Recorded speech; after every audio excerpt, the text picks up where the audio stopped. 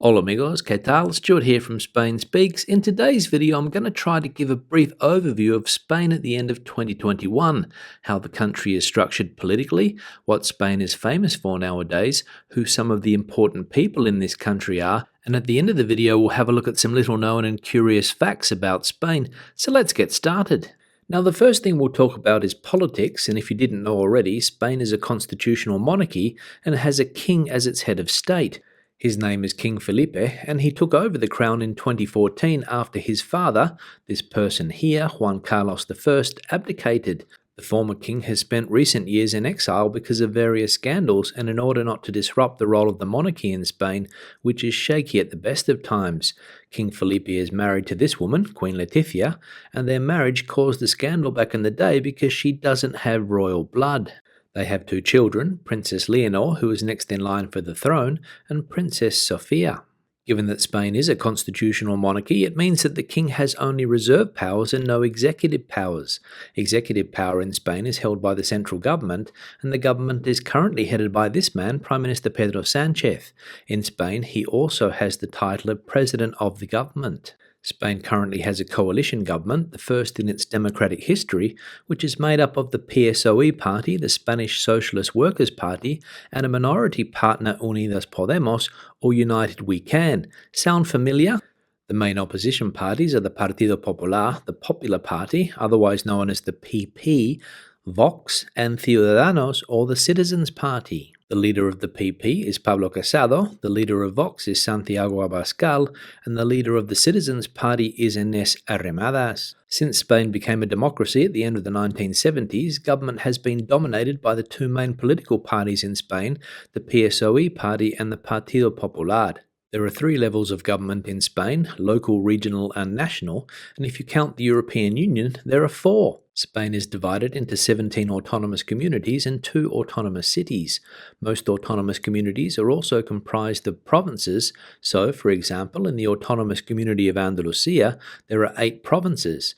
There are 50 provinces in Spain in total. Spain is also one of the most decentralized countries in Europe, and each autonomous community has its own government, and the leader of these governments are called community presidents. Some high-profile community presidents are Isabel Díaz Ayuso in Madrid, Juanma Moreno in Andalusia, and Alberto Núñez Feijóo in Galicia. At a local level, there are 8,131 municipalities around the country.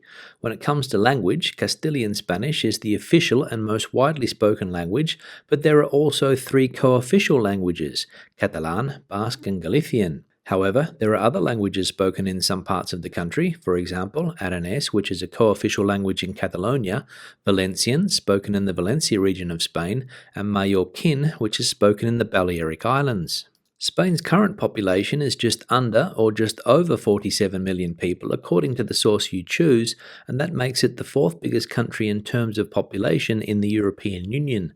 Population density is 94 people per square kilometre, and 80% of the population is urban. Spain's biggest city is its capital, Madrid, with a population of just under 3.4 million people. When it comes to the economy, Spain's economy is the 4th biggest in the Eurozone and the 14th biggest in the world, with a nominal GDP of $1.3 trillion in 2019. The structure of the economy is as follows, with services making up 74%, industry 16%, construction 6%, and agriculture and fishing 3%. The biggest sector of the economy, the services sector, is largely made up of transport services, information technology and communication services, financial services, and tourism. Tourism alone accounted for 12% of the economy in 2019, with more than 80 million foreign tourists visiting the country that year, taking advantage of Spain's good weather, great beaches, cultural heritage, and world-class gastronomy. Now I'll just interrupt the video here to give a shout out and thanks to the sponsor of today's video, Skillshare. Skillshare is an online learning community for creative people where millions come together to take the next step in their creative journey. Skillshare offers thousands of inspiring classes on a wide range of topics that include photography, illustration, music, freelance and entrepreneurship, business, web development, and lots more. Now, if you are planning a move abroad, you might want to learn new skills to help you document your adventures, and this Skillshare course by Oliver Astrologo on travel story video editing will help you do just that. Learning the local language is also a good idea if you want to live in a country like Spain, and on Skillshare you'll find hundreds of classes to help you learn Spanish. For me, the main advantage of Skillshare is that it has classes to suit any skill level. You can be a beginner, a pro, a dabbler, or a master, it doesn't matter. You'll find classes to suit you on Skillshare. Another pro is that most Skillshare classes are under 60 minutes with short lessons to fit any schedule, and the first 1,000 people to use the link in the description will get a 1-month free trial of Skillshare. So click the link below and take advantage of the offer and check out Skillshare for yourself. Now back to the video. When it comes to companies in Spain, the biggest ones are, and in no particular order, Inditex, which is famous for brands like Zara, Maximo Dutti, and Pull&Bear; Banco Santander, a once regional bank that now has a presence in many countries around the world; BBVA, another international Spanish bank; Repsol, Spain's biggest oil and gas company; Telefonica, a multinational communications company; and construction company ACS. Sport now, and without doubt, football is the king of sports in Spain, and the local league, La Liga, is dominated by world-famous clubs like Real Madrid, Barcelona, Atletico de Madrid, and Seville.